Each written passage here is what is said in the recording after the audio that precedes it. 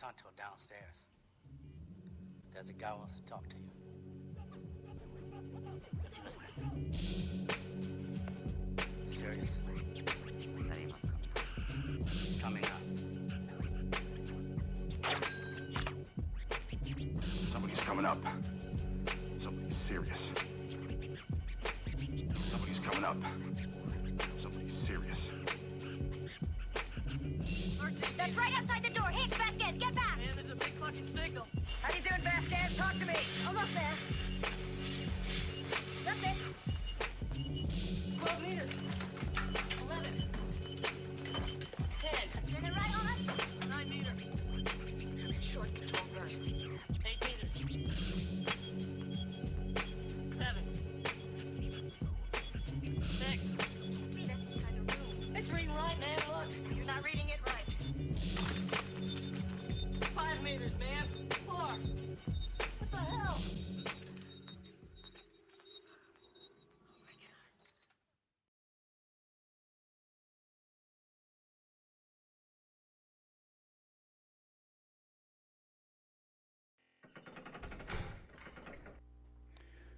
Hey, what's up, everybody? My name is Jerry Williams, aka Greater Sapien. Thanks for stopping by. Oh, I do not like the position of this camera. Wasn't thinking that through. All right, everybody. Nice to see you. I'm coming to you from the Bay Area, which is a hellscape these days. What you'll see in the background behind me here are just photographs that locals took. And some of these are photos that I took earlier in the week of what the Bay Area's weather was like. Not weather. I mean, weather. It's what the climate was like. We look like a Martian hellscape. Everybody, let me know how the microphone is doing today, how the stream's holding up. But so this is when we woke up. It's Monday, Tuesday. I can't remember the days. Weeks a blur. This is what the skies look like. It was quite amazing. So and it was haunting throughout the entire day. You couldn't tell what time of day it was. It was this uniform look. Just hide that there. And it just felt like, you know, every movie where it begins after the apocalypse. It's like everywhere you went. And today and the day after and the day since have actually been they look on the surface better. You know, the skies are there's still no sun. Haven't seen the sun in several days. But it's just white all over. And need a little bit of volume there. Have you tried yours? Yeah, I'm a little bit further away than I usually am, so hold on a second. Sorry for the sound. How's that? But now, even though the skies look better, more appealing, not less ominous, it's a lot worse health-wise, because we're actually able to see the smoke and the particulate in the air. Before, when it was looking like this, when it was this kind of weird Martian Chronicles thing, the smoke was really high up. It was higher up, and it was filtering everything out, and basically making the light look weird, making the sun look weird. Though you never saw the sun. But now it's all come down to person level, where you can see it, you can taste it. You open the car door and just dust from around the rims. Hey, what's up, Arthur? Nice to see you. Just around the seals of the door, just puff out. The cars are covered. It's like a nuclear winter, and the air quality is incredibly bad. So no one's going out without masks. I mean, you shouldn't have gone out without a mask before. But now you're definitely not going out without a mask. Even if you're a COVID denier, in California, you shouldn't be going out without a mask because the air quality pretty much throughout the entire state is horrible. And so we're we're all just looking like somebody from Dune. I'm gonna switch over here so we can see a little bit of the see what the chat. Let's get the chat. Let's get the chat up and going. Let's see. So the title of this is this live stream was, what did I put? Trump on drugs, cuties, and bad air. Well, I already told you about the bad air. This is the situation we have. It's pretty bad. But the whole Trump on drugs thing is a whole other thing. See, now the reason I pose that Trump is on drugs, some reason the chat is not showing up here. Let's see if I can get the chat box. It's not working. Oh, there it goes. Now it's starting. Okay. The reason I say Trump is on drugs, I say that Trump has admitted to us that he's on drugs, that he has publicly confessed that he takes performance-enhancing drugs. And the reason I say that is because he publicly accused Joe Biden of being on performance-enhancing drugs. He was in an interview with, I don't know, was Janine Pirro or one of the Fox big hair people, and he said that people are saying, you know, that there are drugs involved or something, because there's no way that he could look so bad in the previous debates and then look so much better when you got to the one-on-one. Sorry, dog's barking. Looks so much better when you get to the one-on-one and his speeches. How is he doing so much better compared before? It must be, and people are saying, performance-enhancing drugs. Now, what we have all learned over the years from Trump is that he likes to accuse people of doing what he is doing. So as far as I'm concerned, his accusing Joe Biden of taking performance-enhancing drugs was an admission that he is taking performance-enhancing drugs. No, I don't have proof that he's taking performance-enhancing drugs. I'm just going by his character, and the fact that he's openly accusing someone of taking it reads to me that when it comes out that he is taking performance-enhancing drugs, it'll just be, oh, look at them. Of course, they're just accusing people on both sides, right? So you quickly go on the attack and you accuse them of doing something you know that you're doing. So then if it comes up on your side, you can just say, of course, oh, you're rubber, I'm glue, it bounced off you and now it's going to stick to me. Is that what you're doing? So that's why I say Trump has admitted to being on performance-enhancing drugs. Let's see. So let me check some of the chats here. Let's see who's here. Let's see who is here.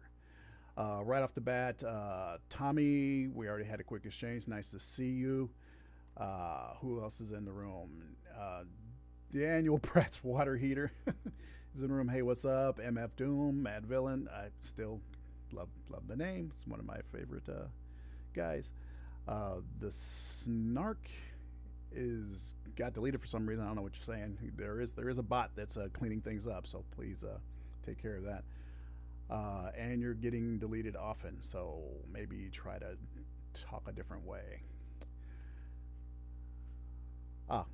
Yeah, Snark, you're going with all cap stuff. Yeah, chill that out, and it won't happen. Bill, let's see. Nice to see you, Bill. Arthur, cool. Nice to see you, old friend.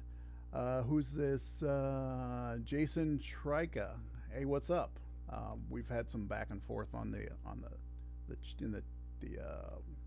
comment threads lately. I can't remember what you were talking about, though. I'm sorry. All the comments kind of blur together. I don't remember who made what comment. So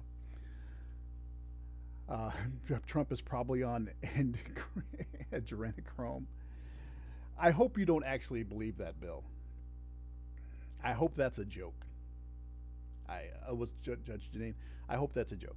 Um, I mean, I know it seems that flat earthers are kind of migrating over into QAnon, but I hope you're not.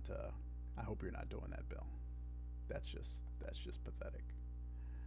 Uh,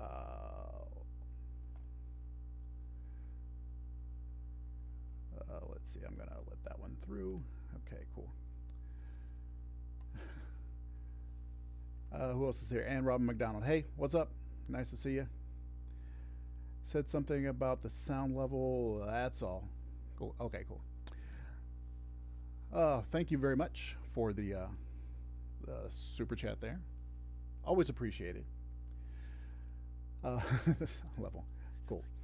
Let's see what else is going on. Oh, before, well, people are asking me.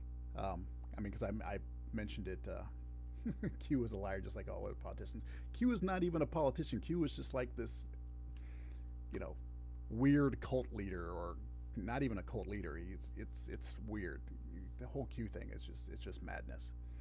Um, so some people have already brought it up because I mentioned earlier on Twitter that I watched the movie.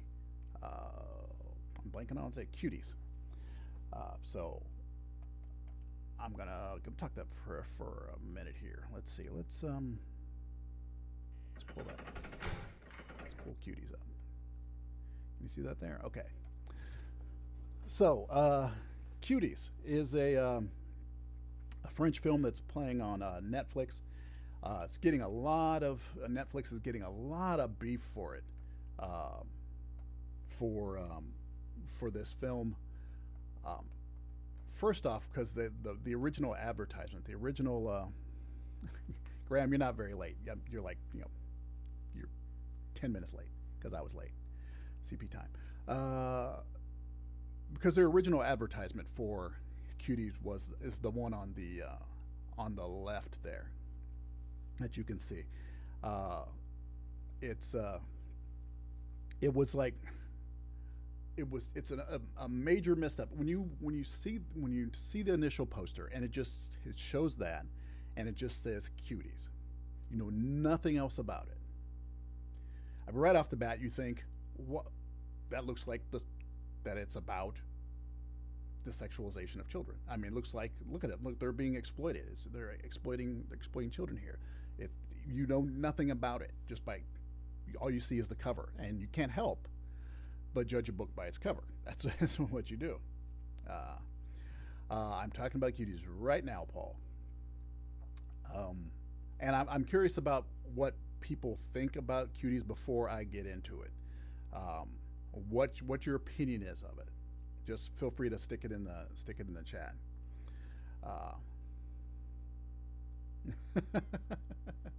I get that, Cricket. So the poster comes out, people freak out, rightfully so. The poster is terrible, and they start talking about, it's about child exploitation. How dare they do this? And Netflix is like, no, it's an award-winning movie. It's really good. But the fact is, the first thing people saw about it was this poster with the kids straddling and pumping their hips out and all this stuff, and pumping their butt out and trying to look all sexy. And so it's really hard to get past the first impression. When I first looked at it, I'm like, what the hell? But then I heard, people saying, actually, it's a good movie. It won some awards, this and that. So I waited for it to come out on Netflix, and so I watched it last night. And so I mentioned this on Twitter. My opinion is that anybody who's actually criticizing it for being exploiting children or being itself being child pornography hasn't watched it. They haven't watched it. The poster is terrible. They should have used the one on the right. I mean, the one on the one on the right, which was the poster that was used, for the promotion of the film originally. That's the one on the right is like the original poster. They're both um, cut from the movie. They're both little screenshots or one of the production photos that was taken during the movie. Yeah, I'm backing away from it. That's why it's getting quiet because I was sitting back away from the thing. So the both of them were taken from the film.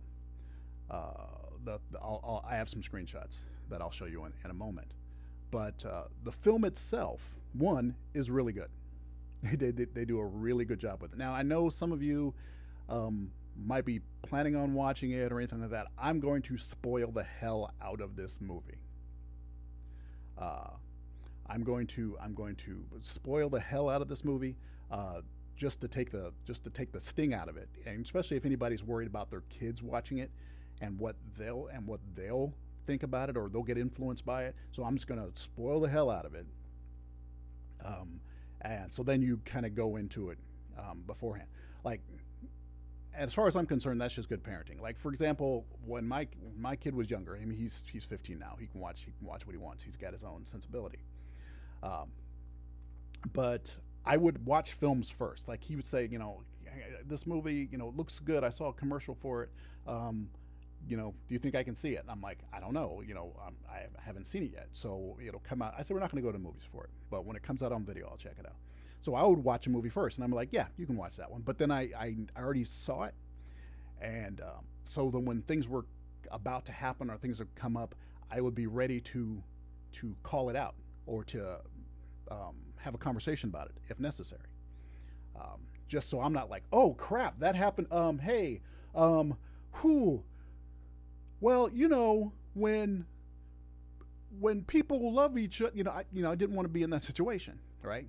So if something would happen that was going to be like particularly violent, something like really immoral, something like really cruel, or something is about to happen, I'd already seen it, and so I would give him a cue. I'm like, "Hey, Mal, just so you know, it's going to get a little bit violent right here," or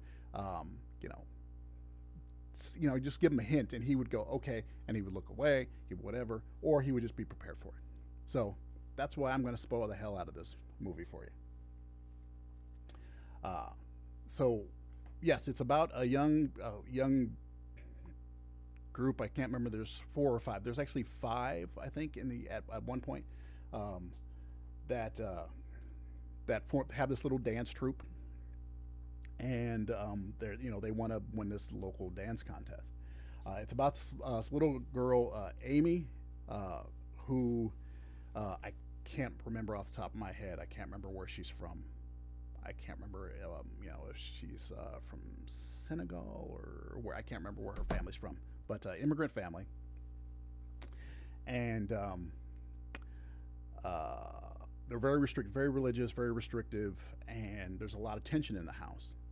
And the reason there's a lot of tension in the house is because the father, who's still back in the old country, is about to come over, has decided to take a second wife. And that wife is coming. They're going to come and they're going to get married. He's bringing her over. They're going to get married, and she's going to live in the house, everything. And it's the mother, the first wife, Senegal, thank you.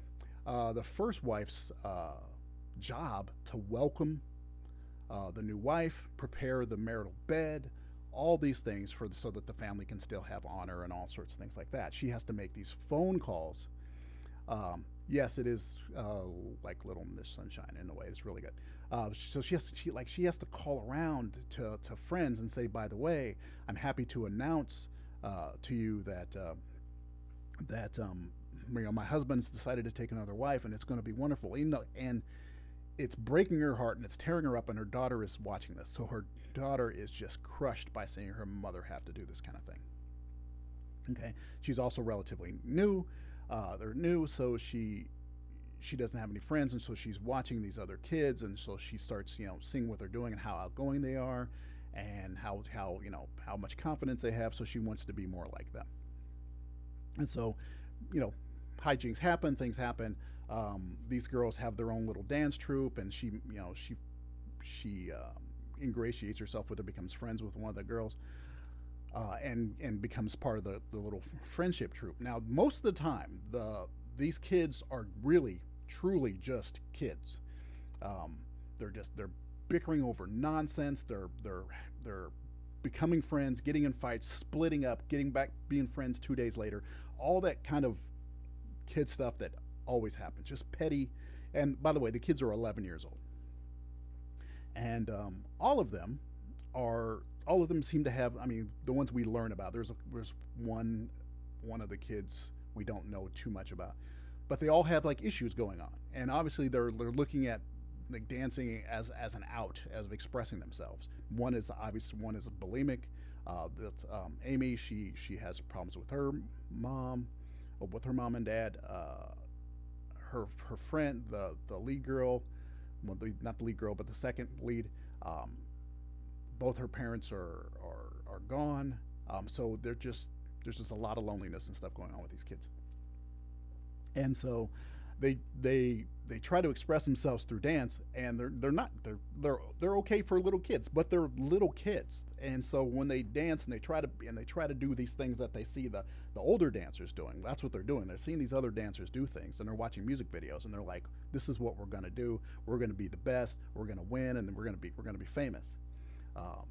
And so they try it, and they're doing decent, but they keep trying to act older than they are. They keep trying to do things, and one reason I say that this movie does not promote the sexualization of children is that every time these kids try a little bit more of something, which is what kids do, someone around them kind of checks them for what they're doing. There's one exchange where they'd just been rehearsing. They're all just sitting around kind of giggling at each other, and they cross this group of boys, and I think they're like 15 years old. Yeah, I think they're about 15. They're 14 or 15, and one of the boys comes over and says, "Hey," and they're like, "Hey, we saw you over there," and it's like, he's like, "Why don't you come talk to us?" And it's like, "Oh, because you were doing your thing, and we're over here." And so the boy says, "How old are you?" Now the new girl, Amy, she doesn't know the protocol of the crew, so she's like 11, and when she says 11, all the other girls say 14. The older boy's like, "You're 11. You're just kids," and they're like, "No, we're older. No, I don't know why she said that. She's just joking." And they're like, "No." And they're like walking away, and they're like, "Why did you tell them how old we really are?" And she's like, "What's the problem? Why can't we just be how old we are?" And this keeps happening. They keep kind of like, not all the time, but every so often they push the envelope or something, and someone's like, "What are you doing? Don't just settle down. Stop doing that." And so there's a couple really tragic exchanges where the lead girl gets in trouble, and so because she had stolen something, and the person who owns it takes it back, and so she wants to get it from that. Yeah, it's a phone. She wants him to give it to her, and so she thinks for a second that she can seduce him because she's been doing this stuff, and so she starts to take her, open her. She's just wearing a jacket over a tank top, and she starts to take off her shirt, her jacket to open up, and he's like, "What is your problem? Get out of here! Just just get out of here. This is horrible." And so she, at one point, she really crosses the line. We don't see it, and this is why it's important that we don't see her actually do it. It's done kind of off camera, but she takes a nude photo of herself and puts it online as just an act of rebellion.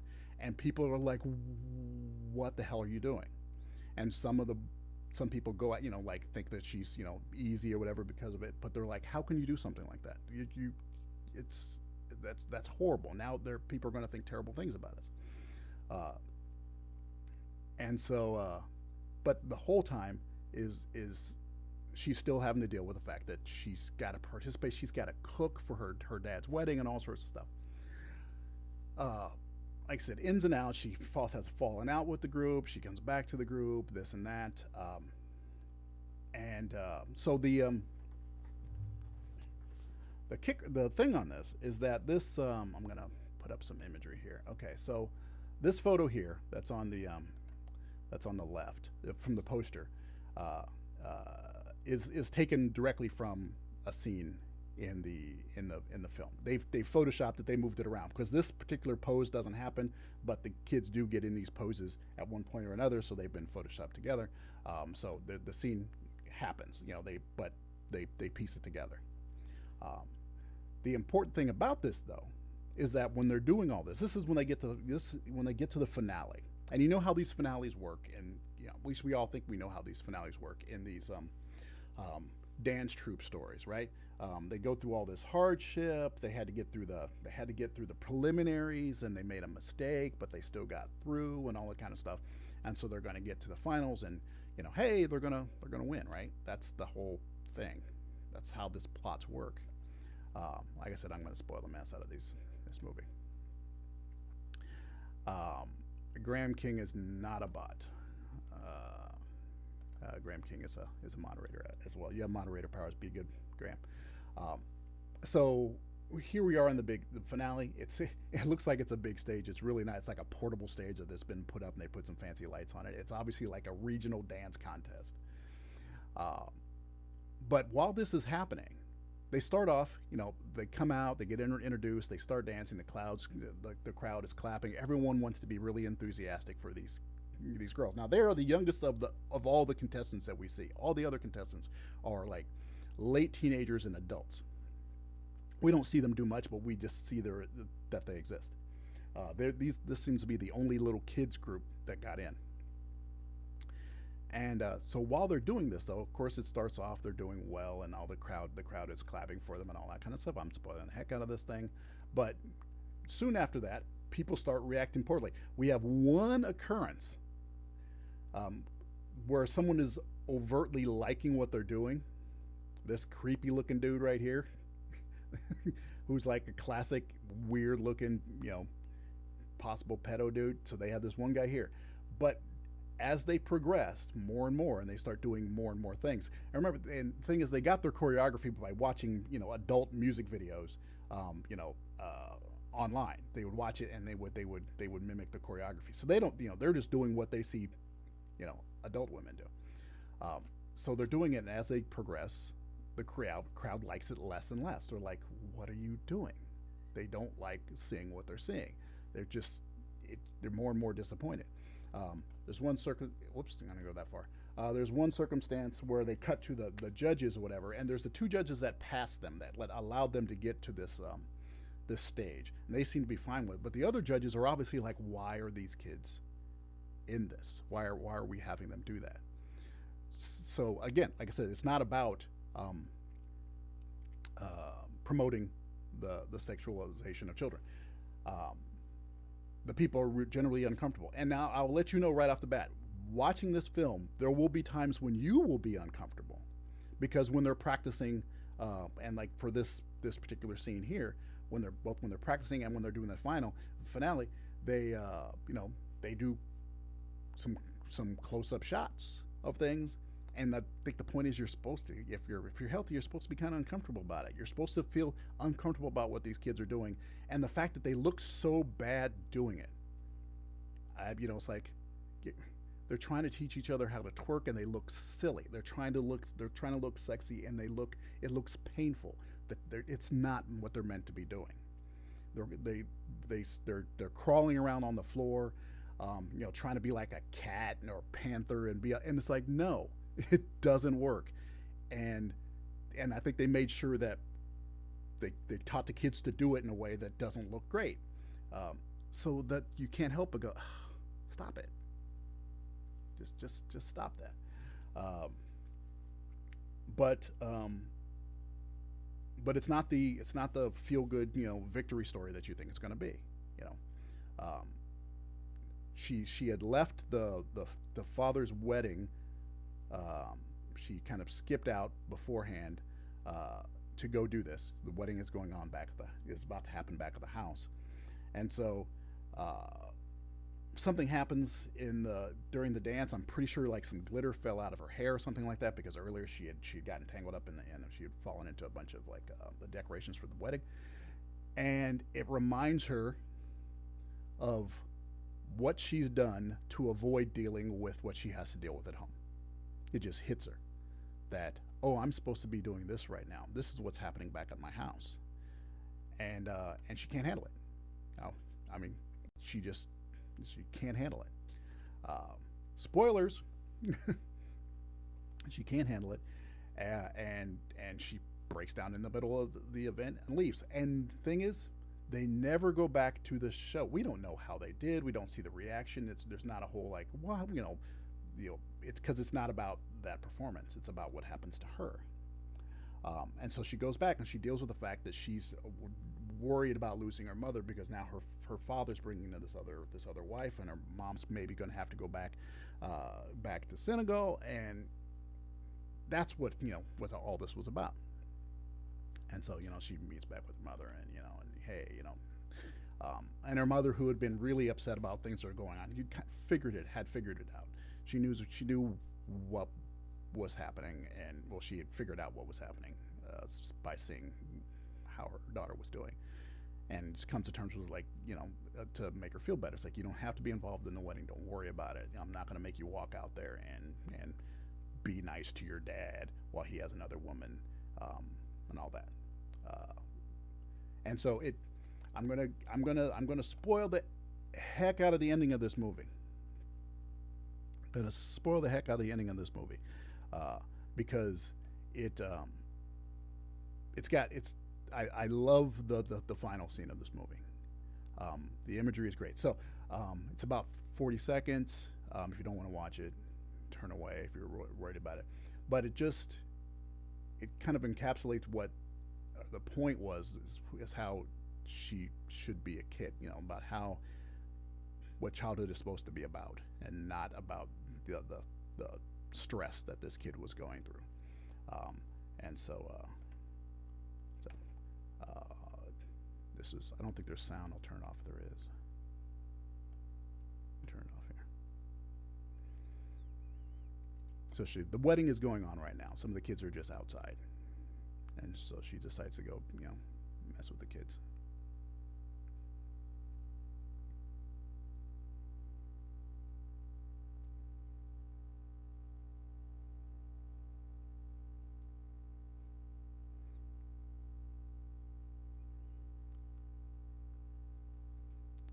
So the actress was great. The kid actors were really good.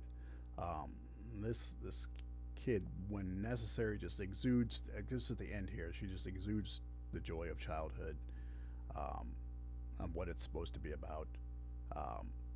But when she's going through pain, she's going through pain. It's a very serious thing. So that's just for as much as I kind of flinched at things throughout the entire movie, I rarely do this in a movie, but I literally was just smiling at the end to see, the tension and the freedom that this young girl had gotten to. People talk about it being someone criticized it online with me, but it's supposed to be a coming of age story. But she still is goes back to being acting as like a child at the end in that. So how is it a coming of age story? But it's also coming to an understanding. It's coming of age is just a blanket term. It's not that she suddenly gets older in this thing. It's she comes to terms of like who she is and what she wants in this thing. That's what it's about. That's the coming of age part of it. But she went through some rocky stuff and she screwed up in getting there. But the movie itself, in no way is saying that these kids are supposed to be exploited or endorsing it. At every turn, it turns away from it. There are several parts where there's ample opportunity where it's like, oh, is this guy going to be a lech or something? It's like, nope. He tells them to go away. All the adults basically say, stop doing this. Stop acting the way you are. We don't want you to just act your age. So it's good. They did a really good job. Like I said, there are times when you're not particularly comfortable, and you shouldn't be particularly comfortable. That's kind of the point. But it doesn't cross that. It doesn't really cross that line. Let's see what else in there. What I would say. Yeah. So when people say that it's child porn, no, it's not. Um, and if they say pedophiles will enjoy this, well, it's like pedophiles will find a way to enjoy anything. It's like they just watch was it Teenage Prom Queen or whatever beauty pageant or whatever dance off. Um, but it's not uh, the point or the message of this is not to encourage the sexualization of children. It's just not. Anybody saying it is just hasn't watched it, and they don't have to watch it. But you you if you're going to critique something, you should at least know what you're talking about, and so it'd be at least less disingenuous if you watched it. So I see politicians. I saw Tulsi Gabbard up there saying this child porn needs to be taken off. We need to cancel nothing. It's not child porn. She hasn't seen it. It's not child porn. I feel bad for these kids. At the same time, and they do. There's a couple scenes where they do a great job of going from me laughing at the little kids acting like little kids. It's like, look at these fools. They're just having a good time. They're just being giggly kids. To going, oh crap, this kid's going through something right now. To then right back to, okay, they're kids. Because and that's how things are. Every so often you can. There are moments and as a parent, I've seen it with kids on the playground where you see kids having fun or something, and then something happens, and you see something happen with a little kid, and you go, that kid's going through something. That kid stopped for a second there. You could tell on his face that the kid's going through something. And then whatever else, something distracts it or whatever, and then they go back, and then they're back to being kids again. And that happens throughout this thing. There are flashes of like the pain and the stress that these kids are going through. Um, but then they're just kids. And so that's my opinion of this film. They did a really good job. Yeah. Compared to, say, for example, makes me think of one of my favorite films, which is Leon the Professional. Those of you probably know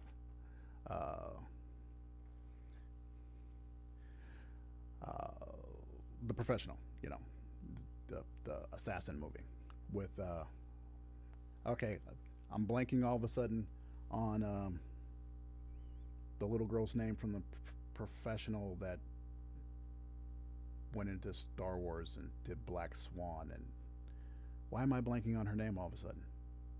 Somebody tell me who it is.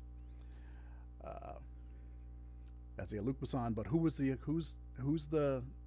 girl? Who's the girl? Why am I blanking on her name? Natalie Portman. It was. That's her. Natalie Portman. It was caught it right before you said it, Paul. Natalie Portman was like, oh, I don't know, what was she, 14 in that movie or something like that? And she was like, the chemistry between her and Leon wasn't quite right for me. There was a little bit of sexualization of her in there that it wasn't like overt. They weren't like saying, hey, we should sexualize her. But it was obvious that it was obvious that Leon had an affection for her, maybe a little bit more than he should, and that she was a little bit more advanced, and she was growing up a little bit faster than she should, and in the American version, they trimmed a couple things here and there, right? They trimmed a couple scenes here and little small things. And I remember seeing it and going, boy, I don't know how I feel about the way she was portrayed in that one. There was nothing overt as far as I knew, but I wasn't comfortable with it. And then I saw the French version of it, where it was not chopped up. And so yes, there was an overt scene where she tries to use her she tries to use her wiles. She tries to come on to Leon, and he does right by it, and it's like, no, he can't do this. But there's also a sense of like he's only doing it because, you know, because of her age, and maybe, you know, later on, later, you know. So there was a sexualization there that that was to an uncomfortable level, and I don't think there wasn't a lesson being learned by it. Unlike the Cuties, where I think it's there for a reason, because it's an example of how things are in the world, and it's a lesson learned for, you know, to be learned by seeing them go through there. Gary uh, Gary Oldman is the owner of my favorite. I call it my favorite single word, you know, delivery. His everyone was just the way he just chewed up the scenery throughout that entire film. Was awesome. So yeah, I love that movie. But I think there was a worse example of sexualization of a minor in Leon than there is in Cuties, because I think they just made it part of the world in Leon, and there was no lesson by it. It was just like, yeah, that's what she's doing, and that's what they are, and yeah. So I didn't like it. I didn't like how it was used in Leon compared to, say, Cuties. Yes, everyone. Classic. I don't think my son's seen that one. Mm. Mm. Might be time to see that movie. Yeah. Yeah. If my wife's in the chat room, or not in the chat room, she's just like lurking. We're gonna be watching Leon the Professional this weekend, because it's time for him to watch that one. Yeah. So anyway, what's going on in the conversation room? Let's see what's going on in the chat. The hotel check saying yes. So now everybody's talking about Leon the Professional. Daniel Pratt's water heater is just a great name. Just love that thing. Let's see. So there's some other things that have been happening. I don't, unless you follow me on Twitter, you didn't see this. Yesterday was, you know, the 19th anniversary of 9/11. Normally, I don't post things on like Memorial Days. That's just not my thing. You know, everyone does something like performative on a holiday. It's like they get out and they say, you know, make a speech or a post that's, you know, praising this and that. And since I'm not that way on a regular basis, it reads false to me if I were to just go out and say, on this day in 9/11, I want to memorialize. Like, you know, it's like that's not my personality. But my employer, you know, is trying to be more present in social media, so they've been having, you know, they try to post things on a regular basis, and so a couple days before 9/11, so I guess it was like Wednesday. So Wednesday, I was asked to put together a piece of artwork, just, you know, to memorialize 9/11. And normally, when we do something for a holiday, they say, "Hey, can you put something together for Labor Day or for Christmas or for like you just do something kind of stock. You grab, you know, a decent image, you do some text treatment over it or something like that, and that's it, just it." For this year, they decided they want to do something for Black History Month, so I did something that was more illustrative because it's like, hey, I'm going to do it. But they asked me to do something for 9/11, and like I said, I didn't want to do just something just like some go online, which they've done in the past. What they do is they go online and they would search 9/11 memorial, and they would see all the things that people have done, and that they look at it and they'd see whether or not it was like there's a copyright on it, and then they would just grab it and maybe change something, and then they just give credit to whoever did it. That's just the way they did things, and that's just not my way of doing things. So I put together one for them, and they put it up on 9/11, and I will show it to you here. So this is the piece that I did, and it's just I wanted something relatively, you know, mild, not something super dramatic. And so this is just this is actually an illustration that I did um, on my iPad. I just sat down on Thursday, Wednesday night. Yeah, I think it was Wednesday night. Yeah, Wednesday night. I said, okay, I'm just going to take a couple hours. I'm just going to sit down and I'm just going to do an illustration. The way I did it was I quickly built a little fake 9/11 memorial in SketchUp with like 400 tall beams shooting up into the sky. So then I could find the, and then I picked a camera lens that I liked. I can't remember which one I used, and then I found an angle to put everything where I was, and so I used that as a skeleton that I put in the background to then to do an illustration on top of. So that this was the end result. But I also I used Procreate on my iPad, which happens to record everything. So there's also a recording of how it was done. So just so you guys will just have something else to look at other than what I normally do. This is the 1 minute little Procreate making of time lapse.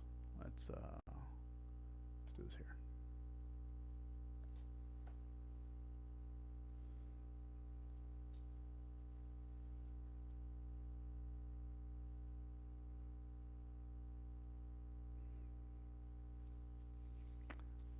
So I distorted an image of buildings that I saw so I could get them in the angles I wanted, and then I kind of used them to pepper lights throughout the buildings. And I hand drew all the individual light beams and the glow. I hand drew all the trees. Added a little bit more atmosphere, then gave it a little more mood. I decided toward the end there that I wanted to have some stars in there, and then add a little bit more mood, and then there we go. So that's the entire process. If you want to look at a bigger version of it, I think I put it up on Twitter. You can take a look at, look at it on a full screen or something like that. But that was just a little something I did, and I thought it was kind of fun.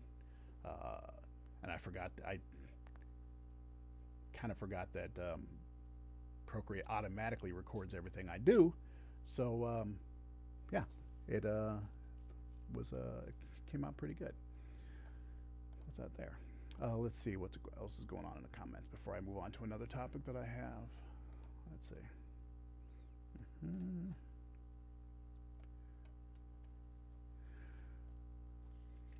Let's see. Well, yeah, that was the thing, Arthur. I mean, you've known me for a little while, and more so since I've been on Facebook. We've been following each other on Facebook. I'm not a nationalistic type of guy. I'm not a particularly patriotic. I'm patriotic in my own way, but I'm not that kind of like rah-rah guy. I'm just not. Never have been. I'm not into like, performative things. I don't go out of my way to make sure, to make sure people remember that I remembered a particular holiday or anything like that. Just the opposite. I tend to go out of my way to just not say anything on a holiday, just so it's not a thing. So yeah, I wanted to do something that kind of reflected, my thoughts on it. I'm not so much of like, let's look at the towers, let's look at the, the symbolism of the tower so much, but how things are today, and this is what's there today, and that's yeah. So that's what I was going for, something that's a little bit, more reflective of how I think of things, and not just like a straight, rah-rah thing. I do find it interesting that, the people took the time out, especially like the president took a time out, and people took the time out to make sure that they recognize the people that died on 9/11 Yet we have so many more people who have died during this pandemic, and it's just being so much brushed under the rug. Uh, Fascinated by it, and yeah, frustrated by it. I don't know why we are the way we are, but I guess since there's a, I guess I do know. 9/11 was someone from the outside doing something to us,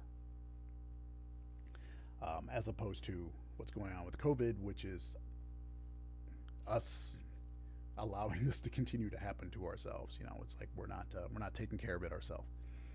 Um, if Trump really thought that this was an attack, like this was the the Chinese government's fault and it was something that was done to us, then he would be more outraged by how many deaths there are.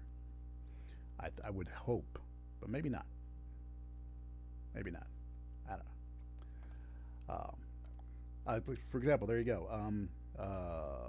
Jason Triker right there. Are you talking about 9/11 being an attack, or are you talking about COVID? I can't tell. You just said it just says it was an attack. I'm not sure if you're responding to me or to someone else. My voice is getting raspy.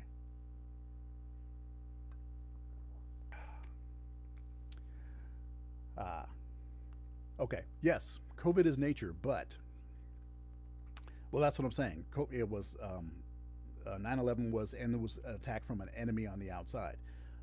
But the continuance of COVID and the effect of COVID is much worse.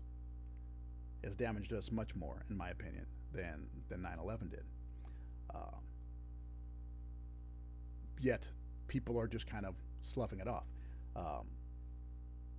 The amount of energy we put into making sure that things didn't happen again with 9/11. I mean, it was like people were like, to stop another 9/11 from happening, who cares if it's inconvenient that you have to take your shoes off, right? Who cares if it's inconvenient that you have to go through a full body scan now? Okay, 3,000 people, all these people died. You should.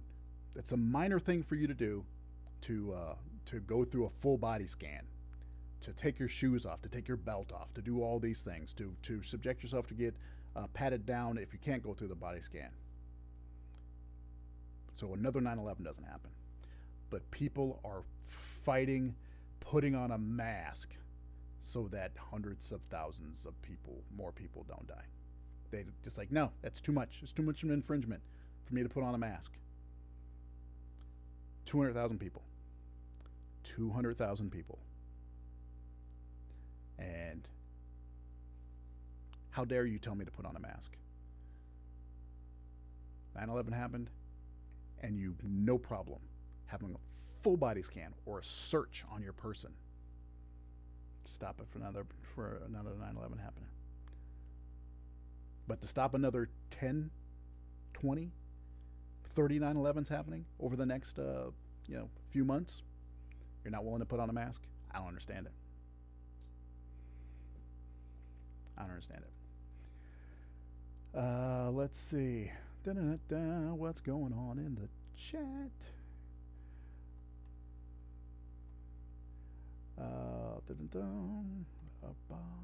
Jim Jordan didn't attack Hillary. I must not have been. I don't know what you're talking about, Jim Jordan.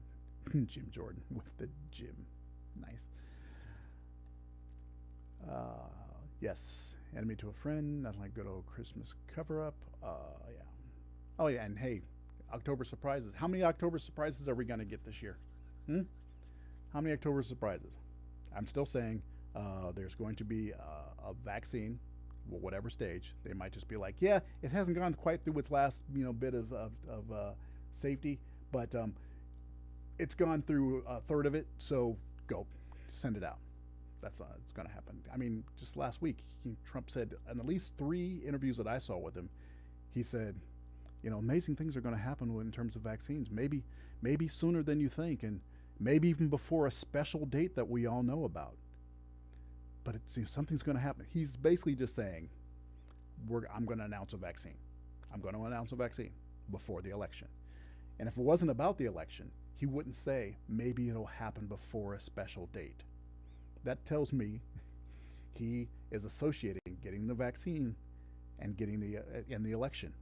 He's tying those together. He's not saying as soon as possible. He's not saying, what's best for the American people. He's saying, well, maybe we'll get one before a special date that we all know about. So, yeah, that guy.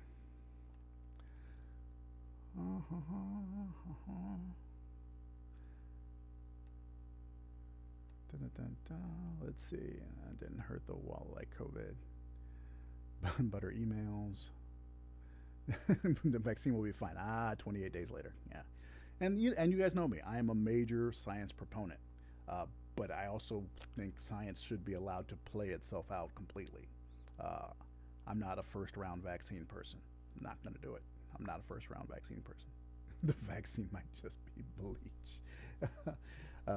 No. Daniel, you say the vaccine won't even be close to ready, but will it matter? That's the thing. Like, say there are several vaccines going through their stage 3 testing or something like that, and you wait till you get all the way through it. I heard one last week. I can't remember what it was. They were stopping the testing because some bad reactions were happening, some bad health effects were happening. I can't remember who it was. Infrared bleach. But say they're going through the testing, just like Trump had the FDA, he pressured the FDA to start authorizing the white blood cell, the antibody treatment, even though they hadn't verified that it's good in this case, just because political pressure made them do it. Who's to say he's not going to use political pressure just to say, hey, they have the right to try. Just put it out there. They can sign a waiver. That was the Oxford vaccine? Okay. They can sign a waiver and give them the right to try one. I've made an executive order that tells them to release this for anyone who wants to use it. And all they have to do is, sign a waiver basically saying you can't sue the drug company for giving you something bad. That's what they're probably going to do. Oxford restarted, now good.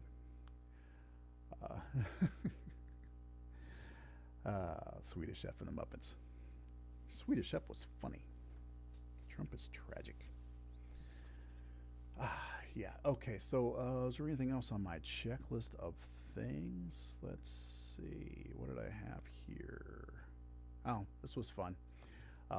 It's just one of these things that I clip things just to remind myself of what happened in a week. And I love I don't love the fact, but it's just one of these things where it doesn't, it's an example of how it doesn't matter what people do.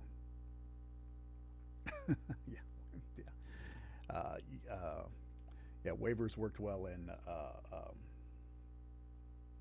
the other trials. Yeah, I'm not doing any waiver. Tuskegee stuff. We don't need any of that. But this NFL thing, it's one of those situations, and I've said it before, and people dispute me all the time. I don't know why they do this. There is no acceptable way of protesting. It doesn't matter. If anyway, there's no acceptable way of protesting. There's no acceptable way of drawing attention to racial issues or any racial, whether it's police violence or any kind of race-based conversation these days. I don't, in my entire life, but there is no acceptable means of protest. You take a knee, how dare you take a knee? If you raise a fist, how dare you raise a fist? In this case, all they did was join hands and be quiet. How dare they? So they get booed. There is no acceptable way of protesting. So people say, well, these demonstrations and these riots are not the way of, getting things done. And I get that. I'm not saying they are. But what is the acceptable means of protest? Marching? But if marching disrupts traffic, how dare you disrupt traffic? There are people trying to get places. There are emergency vehicles. How dare you inconvenience people who are trying to do their job? Can't march. Okay. Boycotting places or cancel culture? How dare you boycott somebody? That's just cancel culture. We can't have that.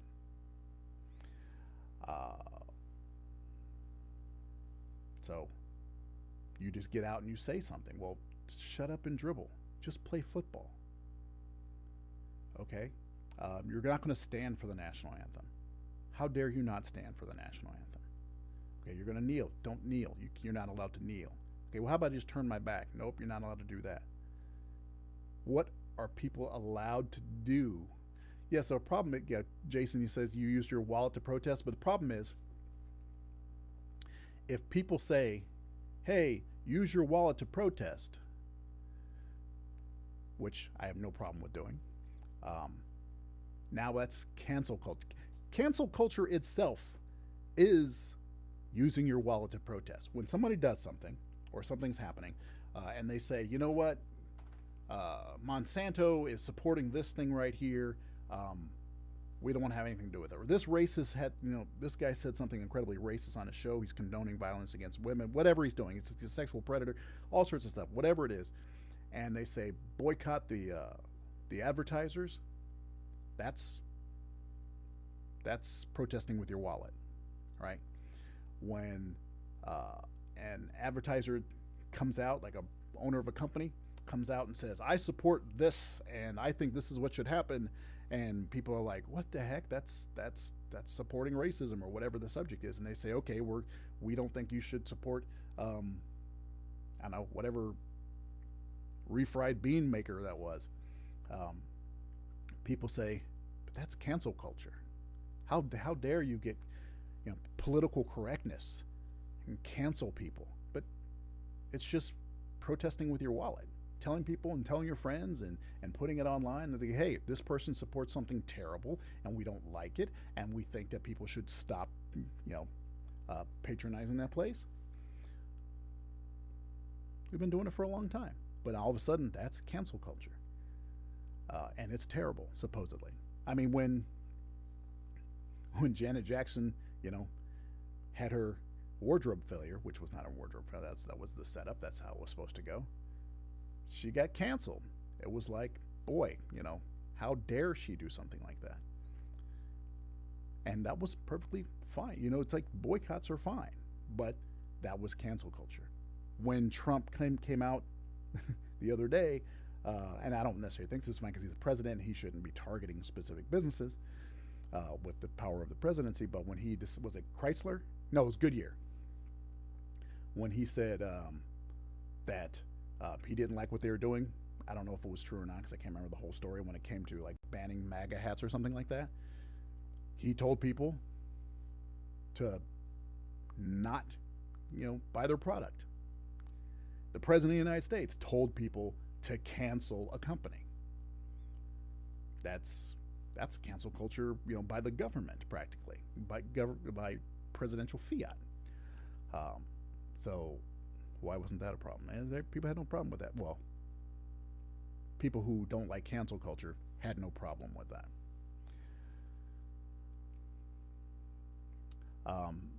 Bill, the problem says the problem with wallet protests, the rich have the biggest votes in that race. That is absolutely true. It's absolutely true. So it's really hard to have a wallet protest. So you get out and you hit the streets, and then people go, "Why are you disrupting traffic?" So this is especially when it comes to, like, say, racial things. This the fact that the few fans that were there booed them for just standing arm in arm. And they booed them for just standing arm in arm. Tells me that there is no acceptable way, at least in America, there's no acceptable way to protest or draw attention to racial strife. Just don't do it. That's what the American people are saying. So.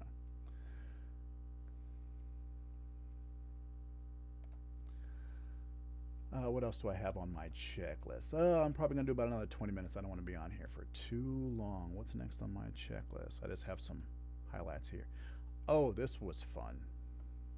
This was fun. I don't know if you guys have any opinion on this, but I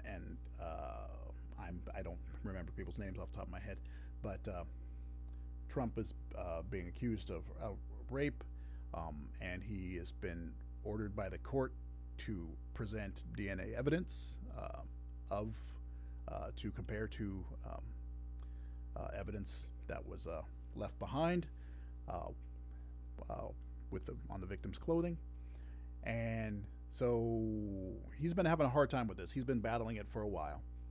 This came up last year, and so we're actually, I think this month we were right up on the deadline where he was actually going to have to present, give DNA samples.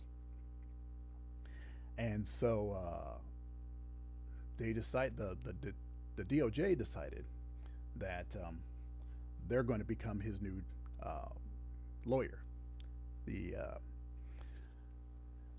They're basically taking the place of his current defense team, and they want to become his defense team because they're saying that when he gets a defamation case, because he was accused and he said this person's lying, and so she's suing for defamation, so he has to present, and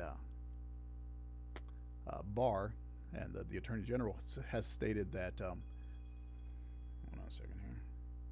Yeah, it's probably a fundraiser. Let me just cut that off. That when he defamed her, when he made the comments about her being a liar, he was acting in the role of president. He wasn't just a person talking. He was acting. It was an action by the office of the presidency, which is kind of even worse. But and so the office of the presidency should be defended by the Department of Justice. It's just a stalling tactic. I don't know if it's going to work or not, but whether or not they're going to be allowed to. But what it does is it allows them to put things on hold and push off him having to give any evidence, probably until after the election. It's just one of those. It's one of those situations where the Department of Justice has been completely politicized. The Department of Justice is supposed to be, well, at least the Attorney General is supposed to be for the office of the presidency. It's not for the president himself and his own personal gain. But more and more, he's using the Department of Justice for his own personal gain. They're going to be interfering with this election. I can tell you right now. When I asked earlier about what type of October surprise is coming up, I mentioned that there'll be a vaccine. There will either be indictments or announcements of indictments or something from the Department of Justice accusing, if not Obama himself, the people from the Obama administration, Joe Biden peripherally, maybe even something to do with Burisma, but there will be an announcement that criminal charges are going to be pursued against strategic named Democrats just before the election, sometime in October. And that's just the Department of Justice being used for political gain. That's I have no doubt that that's going to happen. Now, I've said it here on the record. If I'm wrong, I'm wrong. Hey, I will admit being wrong. I just don't think I'm going to be wrong. Vaccine and dirty tricks by announcing or actually pursuing indictments against notable Democrats just before the election. I'll put their thumb on the scale as much as possible, especially if he keeps doing as poorly as he's doing in the polls. So that's my thought on that. And this is just an example of it. What else did I put in here? Ow, this one. This here, these two here are it's from last weekend, I believe. Yeah, are the example that what I say is Trump has decided that one of his main campaign strategies is targeting um, disgruntled white people, white victimhood. Uh, that's what he's going for. The fact that within a couple days he decided that he's going to make sure that he it's okay to even decide to do it. He announced that they're going to be defunding and calling un-American like what they call it diversity type training that discusses white privilege or speaks of white privilege as being a real thing, uh, or just works with critical race theory and in any federal agency. That's going to be defunded because that's un-American to talk about white privilege existing. So that's one. And the other is that he's going to be looking into and threatening to defund. He probably can't do it.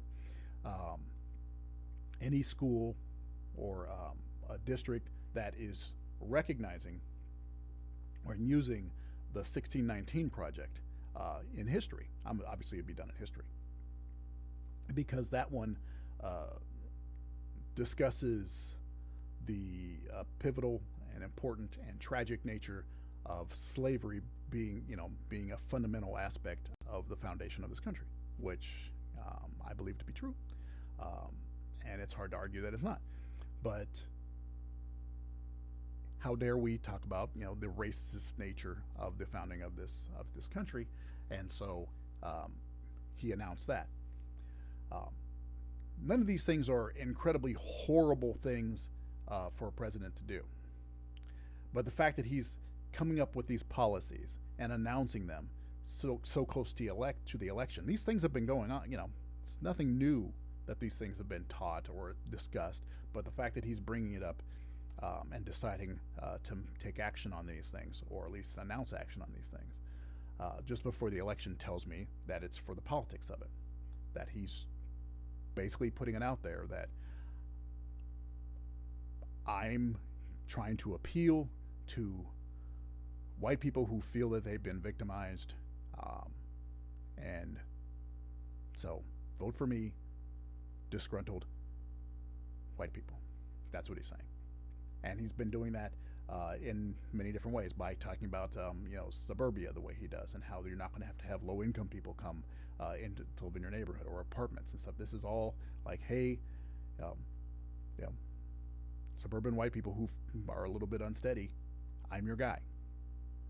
I'm your guy. So that's his new his obvious approach. No. Let's see. Check the comments here a little bit. Okay, you guys being good? Having nice little conversations amongst yourselves. The power of yeah. Next topic. Let's see. Oh, well, this is a little different one. I'm not going to play the video because I don't think it'll play. But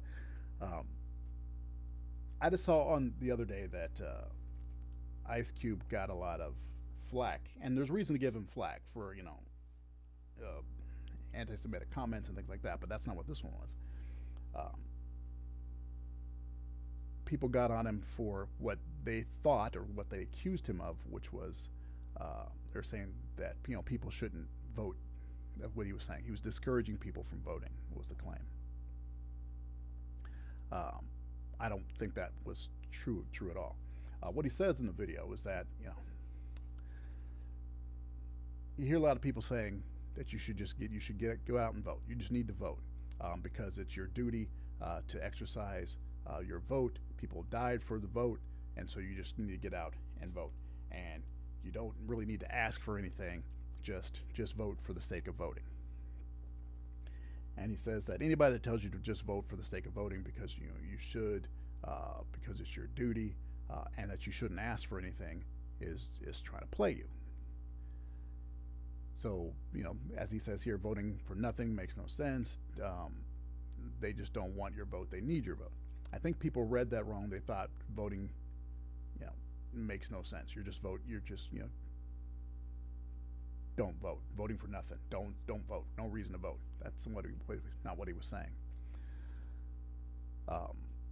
He did it inartfully, which is weird for somebody who actually writes lyrics and things. But I agree with what he was saying to a certain degree, which is you shouldn't vote just for voting's sake and then just leave it at that. You should vote and continue to pressure for the things you want. That's the crux of what he was saying. Don't just vote to be voting. I'm just going to vote. Why are you voting? Because I should. And then are you going to lobby for anything or ask for anything? No, I'm just going to vote. No. And especially with this election, as far as I'm concerned, voting for Biden, voting against Trump or whatever, and so you get him out of office, that isn't enough. It's not enough to just vote and have the person you want win. The things you want to happen aren't going to happen just because you voted and the person you want won. They're only going to happen is if you vote, get the person you want in there, and then you tell them, I voted for you. A lot of my people voted for you. If you want to continue having our support, you need to do stuff for us. You need to do things. You need to make moves. You need to listen to us. You need to vote and ask for something and demand something and stay in their face. I don't care where you are on the political spectrum. If you vote for somebody, you need to keep the pressure on. The job doesn't end when, say Biden gets in office. It's not done. Actually, the work just starts. Then you have to hold them accountable. And the only way to hold them accountable is to keep on them. That's the way to do it. If you're far lefty and you have a hard time voting for Biden, but you vote, don't just go, fine, okay, I voted for you, do your job. I did my job. Now do what I want. Yeah, just do it. And you're going to be disappointed. You will be disappointed. Because the people who want him to do something, that want any of these elected officials to do something, they are going to make phone calls. They're going to say, hey, yeah, me and my people, we voted for you. We had this pact together, and we put a certain amount of money into your campaign. Yeah, you need to listen to us.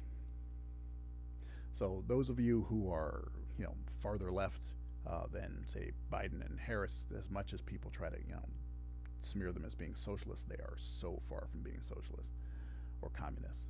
That's just a joke.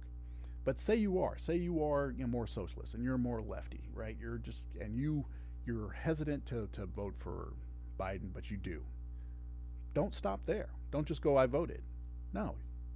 You have to let them know that the only reason they won is because they had your support. And you need to call and write and make noise to make them do the things you want. I know I'm going to do that.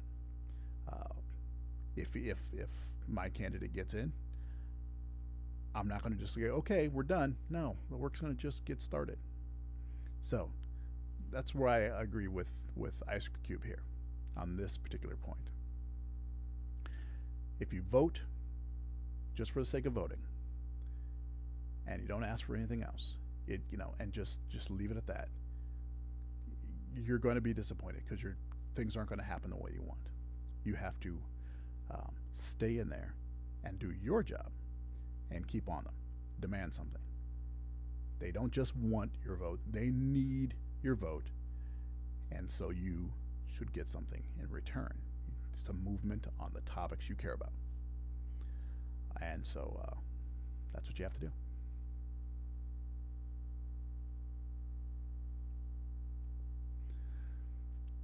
Paul.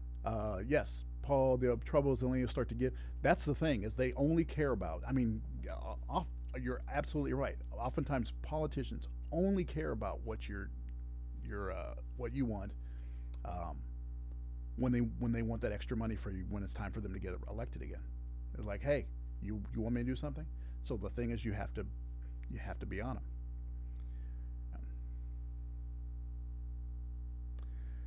Bill says, how about a little bet? Jerry, look up who's more closely related to King John Lackland, and I bet $10 is the closest related wins. Who cares about dumb nonsense like that, Bill? What? Why do people think that way? What? Okay, I understand. I understand. You need to have a universe, a world where it's being controlled by somebody. Um, Bill, I have a feeling you're probably a person of faith. You probably believe in God or something like that. Won't you just leave it to God and just be fine with the fact that you think there's a God? Why do people have to feel that the world is being controlled by somebody? It's can't. Why can't things just happen?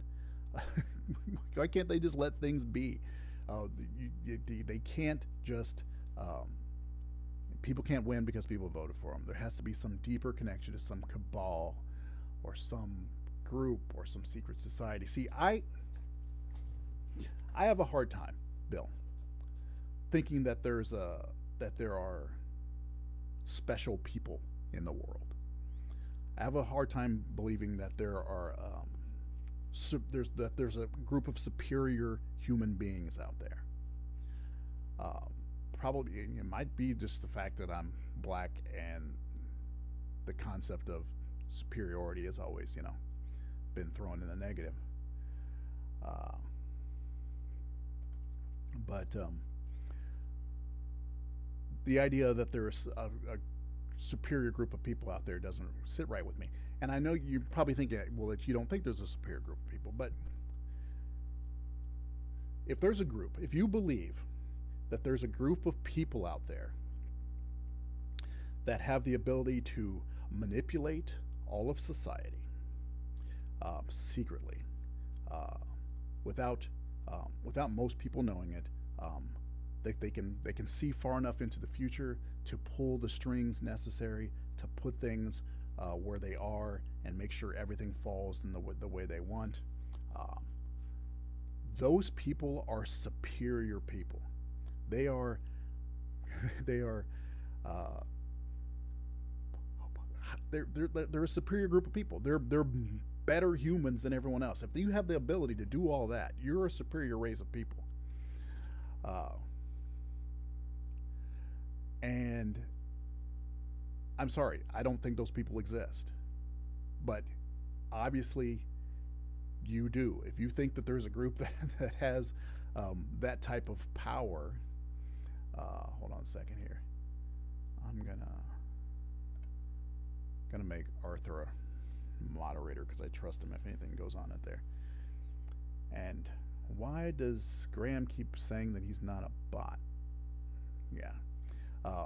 Arthur, I just gave you moderator status, so hopefully you'll not get hit with things. I trust you, so. But yeah, so as far it seems to me that in order to believe in that type of conspiracy, you have to think that some people are just superior than other people. And that's just nonsense to me.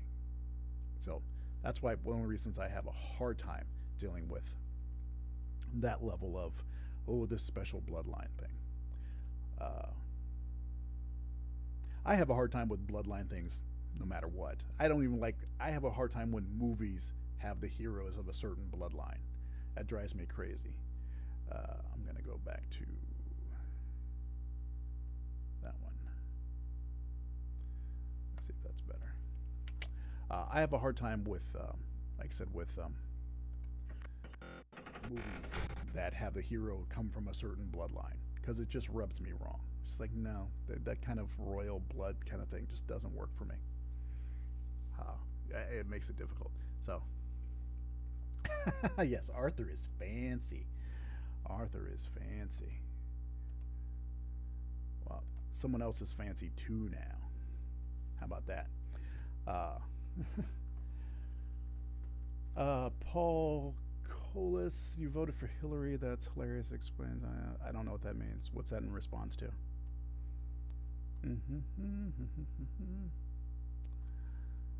Hillary voters think the world is flat and death, or that death will provide future. What does that even mean? Well, one, I voted for Hillary, and I don't think the Earth is flat. So yeah, that makes no sense to me. Less taxes, less government, go your own way, ditch the swamp, live your own life. Is that what you think Trump has done? He's done less taxes. He hasn't really done less government. He's done less government regulation on big business, but that doesn't really help the little man much. It actually just makes the world worse for them. Go your own way, and then ask for help when things go sideways. Ditch the swamp. He has not ditched the swamp in the slightest. The swamp is swampier. Swamp is so much swampier. And live your own life. Unless it doesn't go with the way he likes, and then they'll cancel you. Don't believe DNA evidence to prove it. Well, given that everyone is pretty much related to everybody else, the idea that somebody is closer related to somebody else. Yeah, I'm sorry, Bill. You're weird. And you have a weird way of looking at the world. Your mindset is twisted. And you just are. I've had enough conversations with you in the past not to mince words, okay? I'm not going to act like you're being semi-reasonable here, because I know where your mind works. When you start getting into all your kind of religious craziness. And not just that a religion is crazy. Bill, his religious views are kind of crazy. So, yeah, sorry. That's kind of nuts. Let's see. Flat earthers are usually Bible thumpers. Well, they like parts of the Bible. Oh, by the way, anybody who is interested in a new video on flat Earth, folding ideas. Folding Ideas just did a video. I think it came out yesterday or the day before. Searching for a Flat Earth, I think it's called. I'll have to look it up real quick. Let's see. Let's see.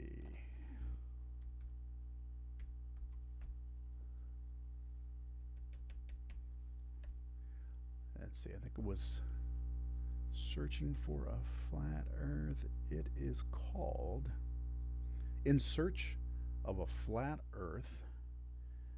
I'm going to find it, and I'm going to put a link in the description right here. Let's copy link. Put a link in the chat.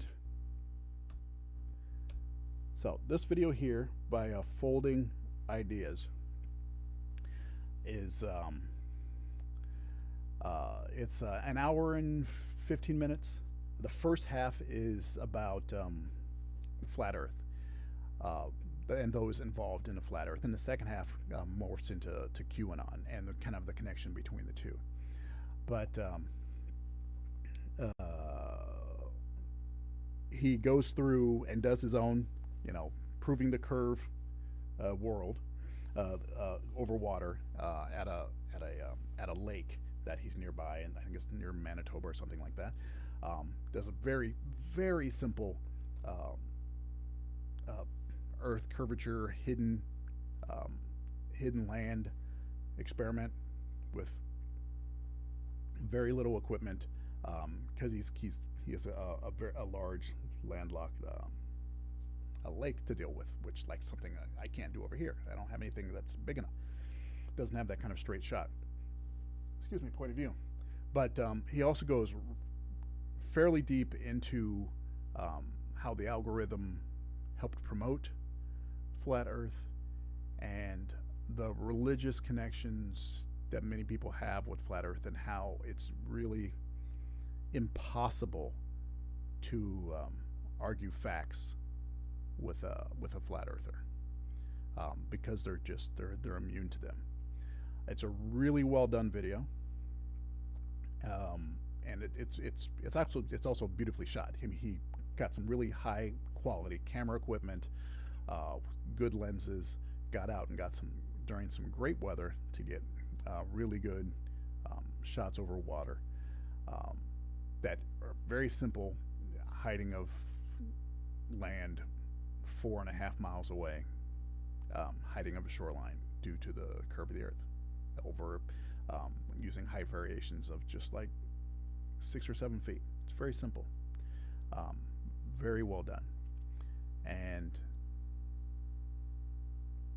it's not going to matter to a flat earther. Any of the flat earthers who are watching this, go to Folding Ideas and watch that video, and I guarantee you will not change your mind. You won't be there won't be anything you can say about it, really. But but you're still gonna hate it, and you're gonna argue that it's absolutely wrong, but you're not gonna be able to dispute it. So I might do a separate video, just kind of a review of it, just to draw flat earthers' attention to it, because it's fairly comprehensive. And then it moves into QAnon and how the algorithm started, harming flat earthers, and their voice have decreased, and how they've been kind of co-opted by, and many of them have moved over to QAnon. Let's see. What are you saying, Bill?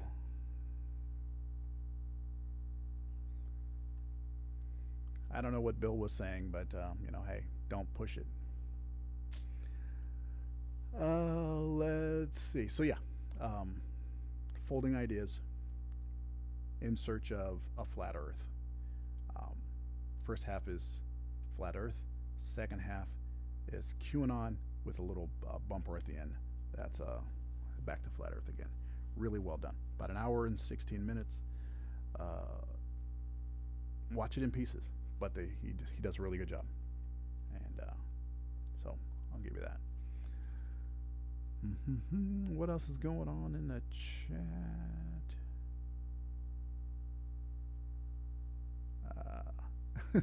Streamlabs is having a field day today. I'm just getting used to this new setup and the little bot settings. I thought I had dialed it back a bit, but it also could be having a field day because people are kind of pushing it, which they are wanted to do. So we'll see. All right, folks, is there anything, let's see, what did I say? I talked about Trump being on drugs and his admission to taking performance-enhancing drugs. That's my theory, and I'm going to stick to it. My review of Cuties and the bad air. That's what I said I was going to talk about. I know I went off topic a little bit. And I've been on here for an hour and 35 minutes, so I'm going to start summing it up. So I was real quick. Anybody have any quick topics, quick questions before I sign out? Let's see. Okay, speed. Earth doesn't look flat. It kind of looks wrinkled. Need of irony. Yeah, that's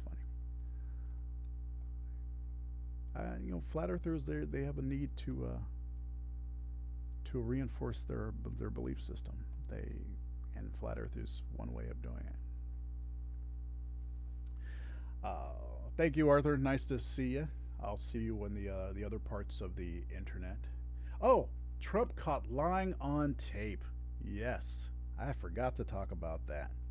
Yeah, I think I need to do a whole separate one on there, because when coronavirus first started, and I put out a video about and I think I accused him of downplaying the virus, and his defenders, how dare you say, what was he supposed to do? Blah, blah, blah, blah, blah. Yeah, I am still leaving in just a couple minutes. And then it comes out that he obviously knew how uh, how bad things were, and he chose to lie about it. And now his fans, his worshipers, and these I'll call worshipers, they hear him, they hear that, and they still just dismiss it. That's what tells me that they're not even, they're not even using logic. Yeah, I'll have to do a longer sit down on that because, yeah, I forgot to talk about that altogether. Did somebody say something about adrenochrome? Who's trafficking all these kids? Why leaders probably? Um, let's see. Sorry, I just got a little thing there. Talk amongst yourself while I look at something.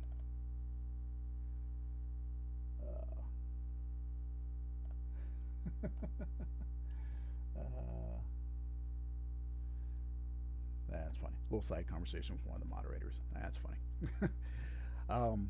But yeah, the adrenochrome. I have to look. I have to look that up because there's some old, like 60s mystery science theater style movies that had that exact same plot, that kind of hacky plot of stealing people's, adrenaline or whatever to make themselves young, whatever. And some people think that the whole thing with Trump saying that Biden is on drugs and that's why he's acting so, spry now. Some people are thinking that that's him giving a nod to the QAnon people, that maybe they're trying to claim that Biden is on adrenochrome. It's like, whatever. So Shinobi wants to ask, who's trafficking all these kids? Why leaders and Piper Freaks want adrenochrome? That's a good question. And someone I was talking to kind of brought this up. And I'll talk about it in another video. Is like, it's not only who's trafficking all these kids. Where are the victims? Where are the parents saying, my kid is gone?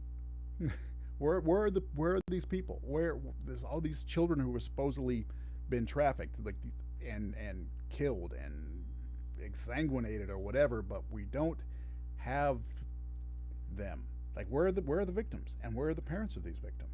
Why is it just the kids, these amorphous, non-existent kids? Yeah, where are they? I don't want to blow people away. You can also turn up your mic, dude. Let's see. Catch you soon, Graham. Trump's, let's see, as Trump takes HGH. I don't know what he takes. He takes something.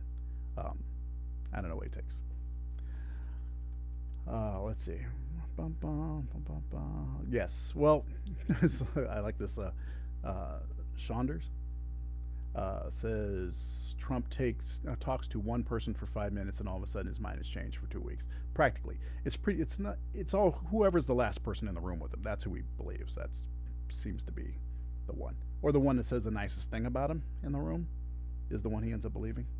Great guy, likes me, great guy. Yeah.